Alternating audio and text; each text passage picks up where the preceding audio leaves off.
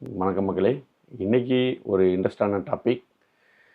India F-35 வாங்குமா, Su-57 வாங்குமா அப்படிங்கிற ஒரு மிகப்பெரிய ஒரு விவாதம் போய்கிட்டுருக்கு. அதாவது F-35 ஒரு மிகச்சிறந்த ஃபைட்டர் ஜெட் அப்படிங்கிறதுல எந்த ஒரு சந்தேகமும் கிடையாது.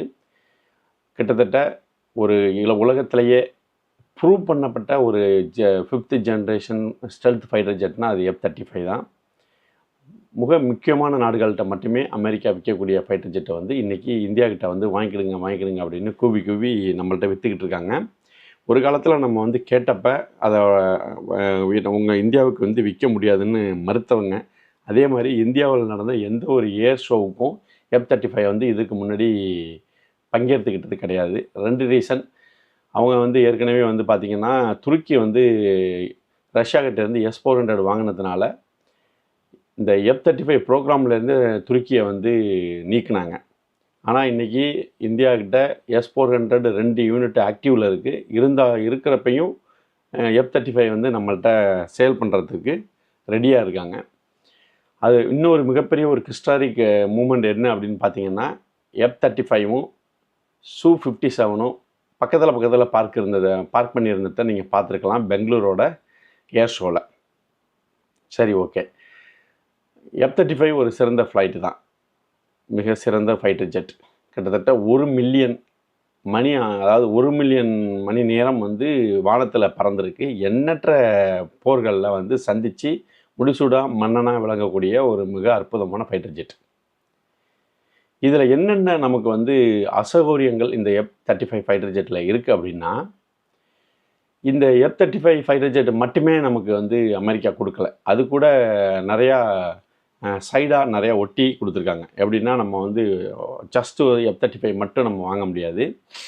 ஜாவ்லின் அப்படின்னா ஆன்டி டேங்க் மிசைல் அதை வாங்கணும். ஸ்ட்ரைக்கர்ஸ் அப்படின்னு சொல்லிட்டு இந்த ஆர்மர் வெஹிக்கிளை கூட வாங்கணும். இது போல் இன்னொரு ஆர்மி டிரான்ஸ்போர்ட் வெஹிக்கிள், இன்னொரு ஃப்ளைட்டு, இதெல்லாம் கூட வாங்கணும். இதில் என்ன நமக்கு ஒரு சட்ட சிக்கல் இருக்குதுன்னா, நம்மள்கிட்ட இருக்க பிரம்மோஸ், நம்மள்கிட்ட இருக்க ஆகாஷ், இது போல இந்தியாவுடைய மிகச்சிறந்த மிசைல் சிஸ்டத்தை இந்த F-35ல் நம்மளால் ஃபிக்ஸ் பண்ண முடியாது. அமெரிக்கா கொடுக்கக்கூடிய ஆயுதங்களை மட்டுமே ஃபிக்ஸ் பண்ணணும். அது மட்டும் இல்லாமல் இந்த ஃப்ளையிங் காஸ்ட் அப்படின்னு சொல்லுவாங்க. 1 மணி நேரம் ஒரு விமானம் பறக்கணும்னா எவ்வளவு பணம் செலவு பண்ணணும் அப்படின்னு சொல்லி ஒரு கணக்கு இருக்குது. என்ன ரீசன்? அதாவது இந்த இதில் மெக்கானிக்கல் ஃபீல்டில் இருக்கவங்களுக்கு தெரியும். அதாவது நம்ம எப்படி இந்த ஒரு இன்ஜினை ரன் பண்ணுறோம்னா, சில ஸ்பெஷலைஸ்டு இன்ஜின்ஸ்லாம் ரன் பண்ணுறோம்னா 1 மணி நேரம் இல்லை இத்தனை மணி நேரத்தில் இன்ஜின் ஆயிலை மாற்றணும், இவ்வளோ மணி நேரத்தில் கியர் ஆயில் மாற்றணும் அப்படின்னு சொல்லிட்டு, இவ்வளோ மணி நேரத்தில் ஃபில்டரை மாற்றணும் அப்படின்னு ஏகப்பட்ட ஒரு கண்டிஷன்ஸ் இருக்கும். ஸோ 1 மணி நேரம் F-35 வானத்தில் பறக்குது அப்படின்னா கிட்டத்தட்ட 20 லட்ச ரூபா செலவு பண்ணணுமா. நினச்சி பாருங்கள். நம்ம ஒரு 100 F-35 வாங்குகிறோம்.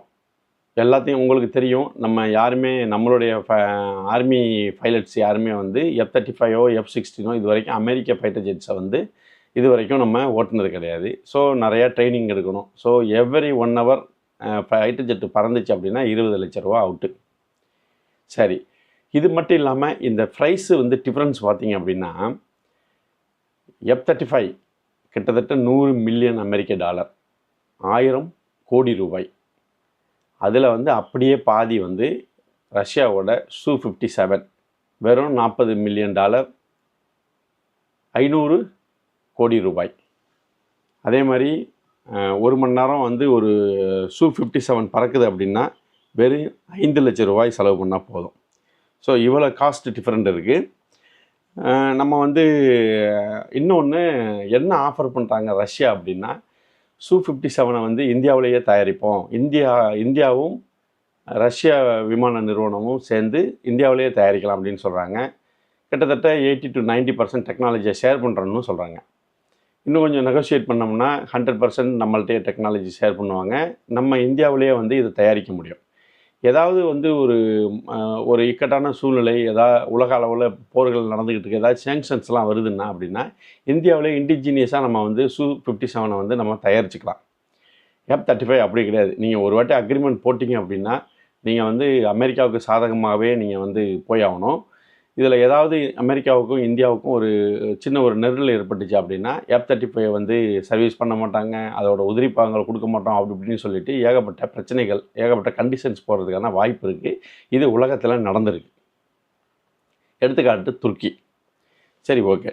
ஒரு சின்ன கம்பேரிசன் Su-57க்கும் நம்ம F-35க்கும் என்னென்ன இருக்குது அப்படின்னு சொல்லிட்டு ஒரு சின்ன கம்பேரிசன் பார்ப்போம். மெயின் கம்பேரிசன் வந்து ப்ரைஸு வந்து பார்த்திங்க அப்படின்னா F-35 80 மில்லியன்லேருந்து 110 மில்லியன்.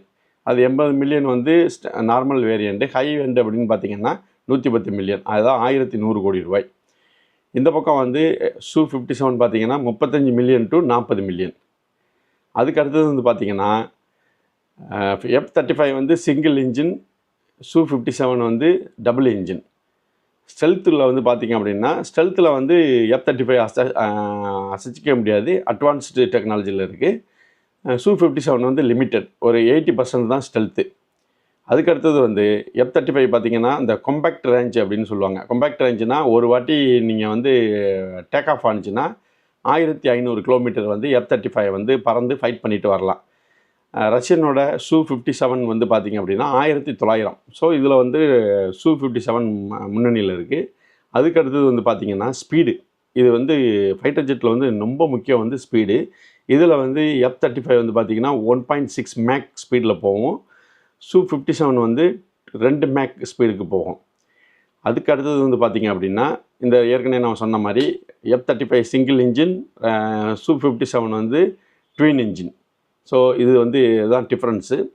இதில் வந்து பார்த்திங்க அப்படின்னா F-35 Su-57 வந்து அதிகமான வெப்பன்ஸை கேரி பண்ணுறதுக்கான ஃபெசிலிட்டி இருக்குது. ஆனால் 2 இன்ஜின் அப்படிங்கிறதுனால.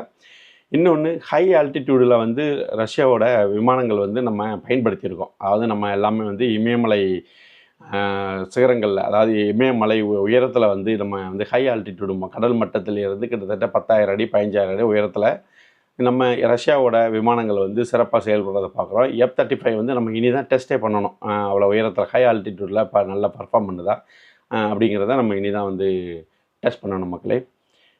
நமக்கு இப்போ தற்சமயத்துக்கு 2 ஆஃபர் இருக்குது. ஒன்று Su-57, இன்னொன்று வந்து F-35. இதை வந்து நம்ம இராணுவ அதிகாரிகள்லாம் வந்து அதாவது இதில் எக்ஸ்பர்ட் டீம்லாம் வந்து பார்த்து அனலைஸ் பண்ணி நல்ல ஒரு ஏர்க்ராஃப்டாக கூடிய விரைவில் இந்திய அரசாங்கம் வாங்குவதற்கு மிகவும் விரைவான நடவடிக்கை எடுத்துக்கிட்டு இருக்காங்க. மீண்டும் ஒரு நல்ல வீடியோ நாளை சந்திக்கிறோம். நன்றி, வணக்கம் மக்களே.